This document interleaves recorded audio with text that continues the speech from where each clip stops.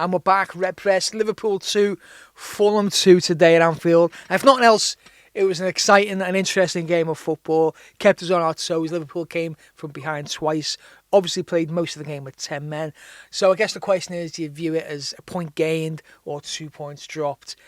And I mean, we'll come on to that in a second, but looking at the game there, I think as poor as Liverpool were in the first half, and Liverpool were terrible, listless, lacklustre, all these kind of things, I think you've got to give a little bit of credit to Fulham. Coming to Anfield like that, really trying to play on the front foot, trying to create space, trying to play controlled, possession-based football, really trying to dominate Liverpool a little bit, and they did. Liverpool kind of allowed it a little bit. They never really got going. I mean, a minute into the game, Andy Robertson gets injured for a little bit, needs a bit of treatment, so the kind of air is sucked out of Anfield a little bit.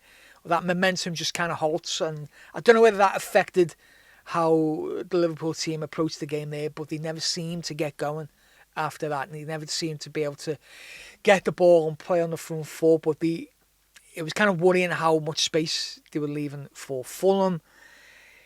And obviously Liverpool got a goal down, and as I say, and Andy Robertson gets sent off, and you're thinking, what's going to happen here? There's a lot of football to be played here. Liverpool are on the back foot as it is. Do they have what it takes to get back in the game? And throughout the first half, they were chipping away, but really, it never looked like Liverpool were going to provide too much in terms of threats. I think it was about 38 minutes around then when Liverpool got the first shot on goal, and that's being really, I think, really looking at things on the positive side, describing it as an on-target shot. It just didn't look like we had the ability to get behind Fulham at any point.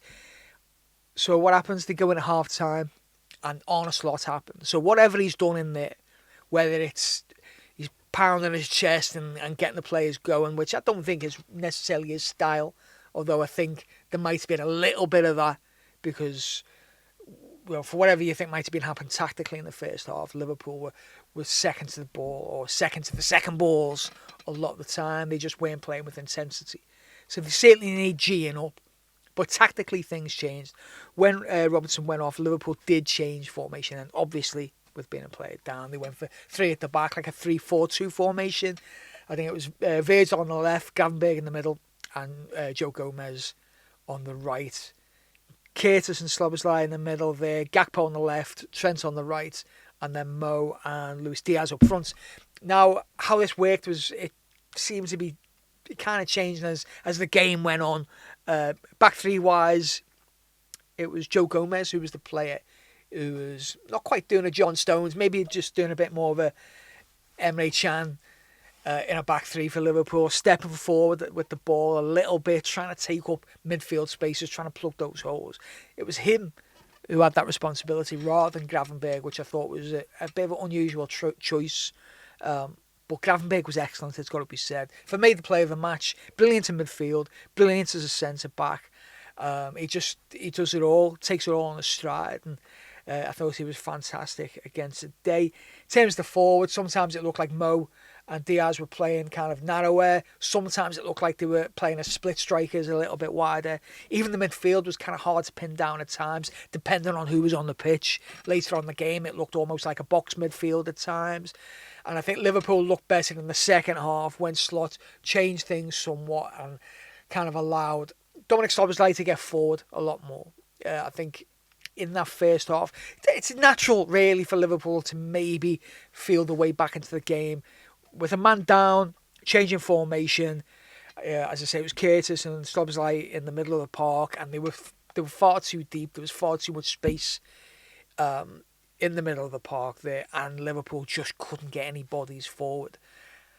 So the second half, I think there was a concerted effort to get more bodies in that final third of the pitch, to take a little bit more of a risk, because it was what was needed, and the crowd were up for it. And as I say, Szoboszlai was up forward a little bit more. At times, when Fulham had possession with the goalkeeper, we even had like a front four. I think it was Szoboszlai, Salah, Diaz and Gakpo all pressing really high, trying to be proactive out of possession, trying to force Fulham into mistakes. And Fulham looked really uncomfortable at times. It almost looked like they'd kind of resigned themselves to the fact that Liverpool were going to get back into this game, and they did through skill, composure, and just persistence there. Mo Salah, not as sharp today, but you've got to say his ball there for Gakpo's goal was phenomenal. And Liverpool just kept going and going. And on another day, maybe could have kind of squeaked it really there at the end and got a goal. I think what happened, Arsenal drawing with Everton today, obviously puts more positive spin on this point here today. For Liverpool, what happens with Chelsea tomorrow is a different thing. If Chelsea win, then there's a little bit of pressure on Liverpool going into next week's game against Tottenham Hotspur, which suddenly becomes a bit more of a must-win. We really have got to better whatever Chelsea do next weekend, or at least match them. Otherwise, there's a possibility that next weekend Chelsea could overtake us at the top of the league. I don't think that's going to happen. I mean, next week's a long way to go. And the good news is this week is that we've seen Diogo Jota back on the pitch, looking really, really sharp today. Just has got composure in those right moments of the game. Harvey Elliott was really, really positive today. Almost scored a goal. He was really sharp. He shows he's got something to offer. Alisson Becker obviously back in goal. Federico Chiesa on the bench today. It wasn't right to bring him on today chasing the game, obviously, but to see we've got more options now going into this next batch of fixtures, because maybe we're in a tiny little bit of a blip, maybe more defensively than anything else. We looked very vulnerable down the flanks today. Trent, I thought, was poor today.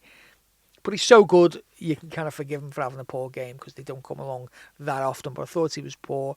Obviously, Robbo was poor because he made a mistake, which led to his tackle, which leads to a sending off. And probably both full-backs could have been better in Fulham's opening goal. Jalaquante could have really and should have really done a bit better for Fulham's second goal. But they're the negative points from today. The positive points far outweigh them. The fact that Liverpool can play poor in the first half, go into half-time and turn things round is like a massive indication that they've got excellent character within the squad, and they've got an excellent manager and coach who has got the composure and the ability to change things around, make changes that make a positive effect from a losing position. They've done it.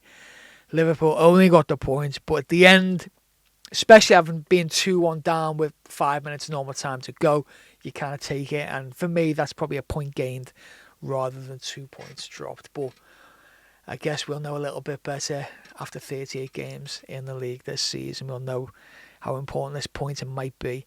So, up the Reds.